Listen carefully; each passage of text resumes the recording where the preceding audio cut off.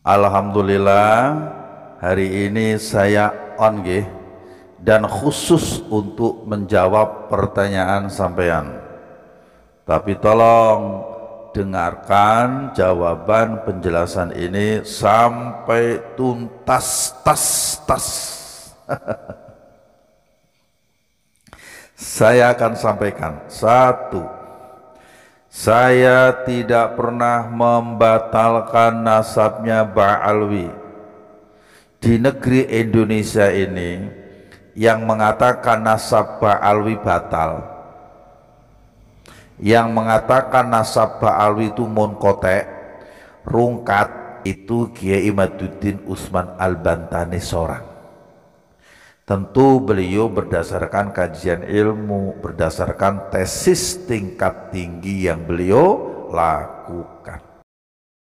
Yang kedua, atas tesis beliau itulah kami bersama para ulama lainnya yang beberapa tahun lalu ngumpul gotra suara di Benda Krep terinspirasi untuk ikut menguji, mengkaji, menelusuri sejauh mana tesis Kiai Imaduddin itu bisa dipertanggungjawabkan kebenarannya. Hingga akhirnya waktu berlalu, lebih dari 2 tahun polemik nasab sampai saat ini menjadi sebuah diskursus yang menarik. Dan sebetulnya ini sudah menemukan titik kunci. Poin jawabannya sudah ada. Ibaratnya muara dari sebuah mata air diskursus selama ini itu sudah sampai kepada titik akhir. Karena selama 2 tahun lebih Ba'alwi, dalam hal ini Maktab Daimi Rabithah Alwiyah, belum juga bisa memberikan jawaban antitesis atas pernyataan pembatalan nasab mereka oleh Kiai Imaduddin. Dan selama itu pula kami juga ikut mencari pembanding loh. Kami juga tidak diam mencari data, mencari manuskrip, mencari kitab dan lain sebagainya dan lain sebagainya. Bahkan kami juga menunggu dari mereka kiranya ada kitab atau bukti apa saja yang bisa digunakan untuk menyanggah tesisnya Kiai Imaduddin. Tapi nyatanya, saudaraku yang budiman, dangukeun ya, hingga detik ini pun tidak ada.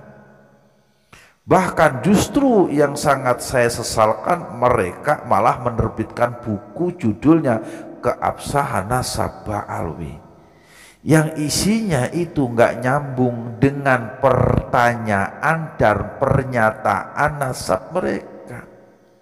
Itu buku yang katanya merupakan sebuah legitimasi keabsahan nasab mereka. Ternyata semakin kami baca, semakin kami pelajari, semakin kami fahami isinya, buku tersebut malah semakin menunjukkan keblunderan, yakni ketidakabsahan nasab mereka. Lah monggo sampean nanti baca sendiri, pelajari sendiri buku tersebut. Kan banyak PDF-nya di mana-mana.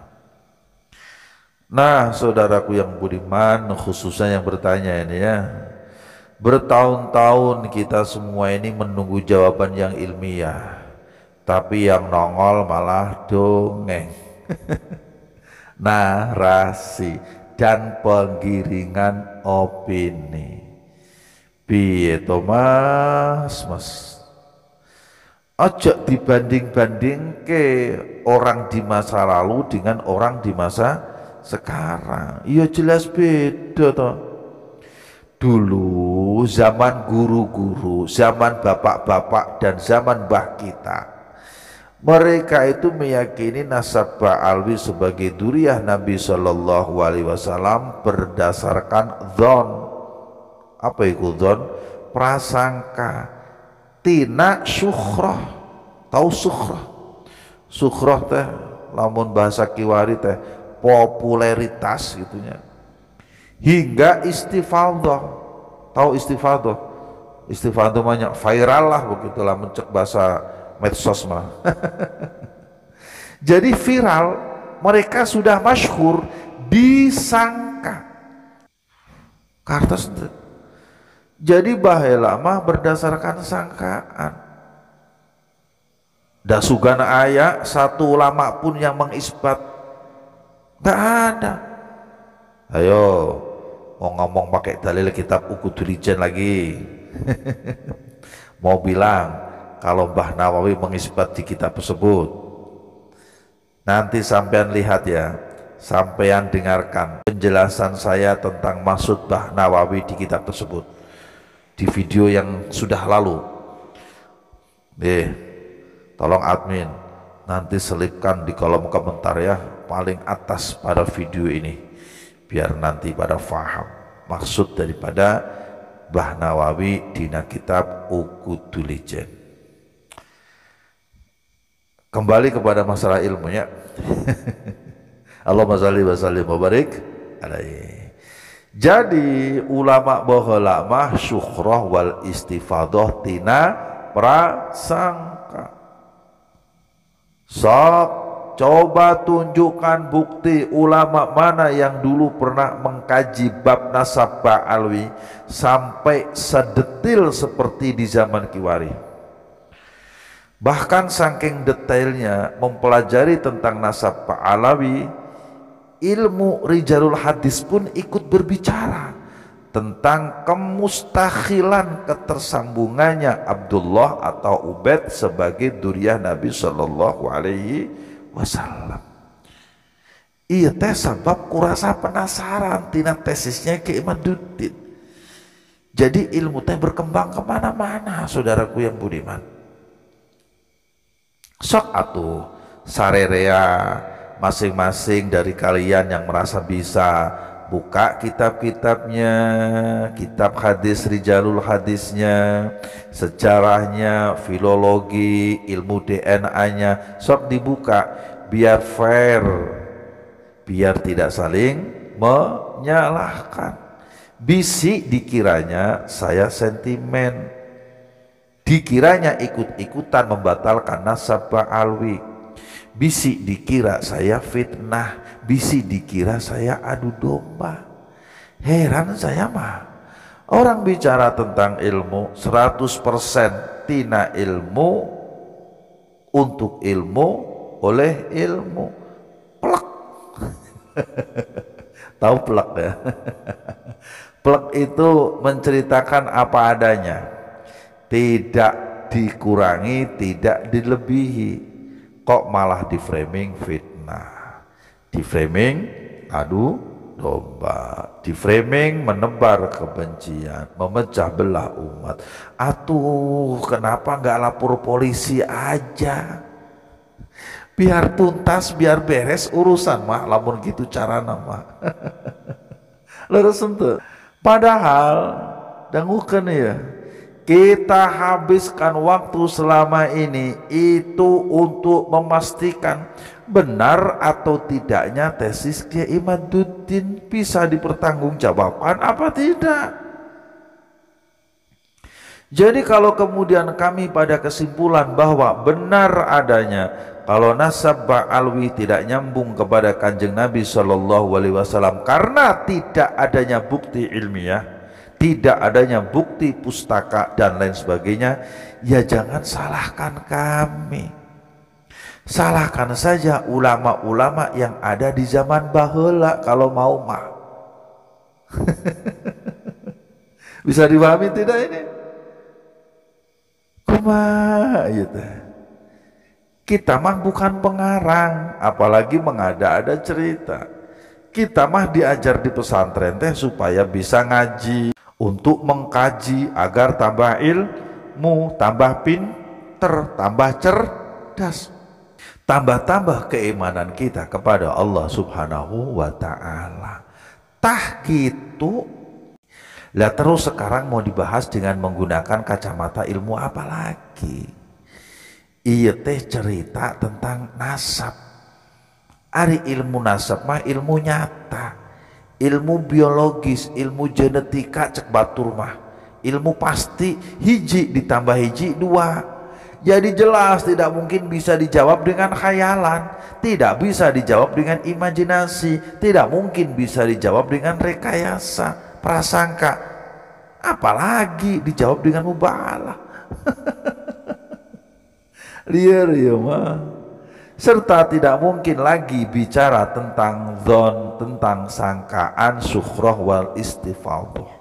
Itu namanya dusta, itu fasik hukumnya. Meyakini dengan dzon, meyakini dengan prasangka setelah adanya bayinah bukti sing cetha welo-welo. Tahu cetha welo-welo? Nyata yang berbicara sebaliknya dari apa yang disangka selama ini.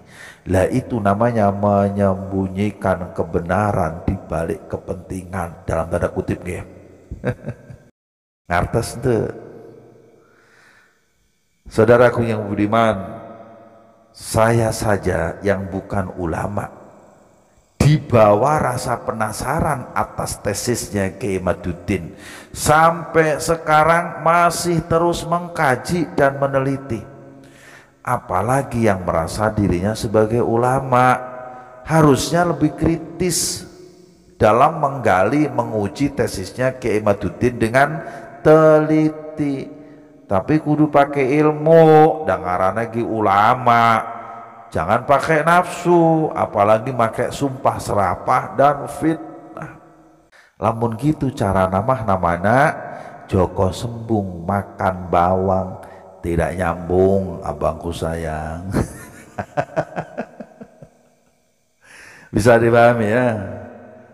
Nah sekarang saudaraku yang budiman, yang banyak menjadi sorotan publik dari ekses diskursus nasab ini adalah merambahnya kepada pemalsuan sejarah NKRI, pemalsuan sejarah NU yang sunyi dari pertanggungjawaban, klarifikasi dari pihak yang secara umum dicurigai adalah golongan klan dari Ba'alwi, juga tentang pemalsuan makam-makam. Dan yang anehnya dangukeun ya, aneh ya mah, mosok katanya makam leluhurnya tapi dibongkar sama orang lain cicing baik. Coba Bapak Ibu, coba ieu nu nanyakeun.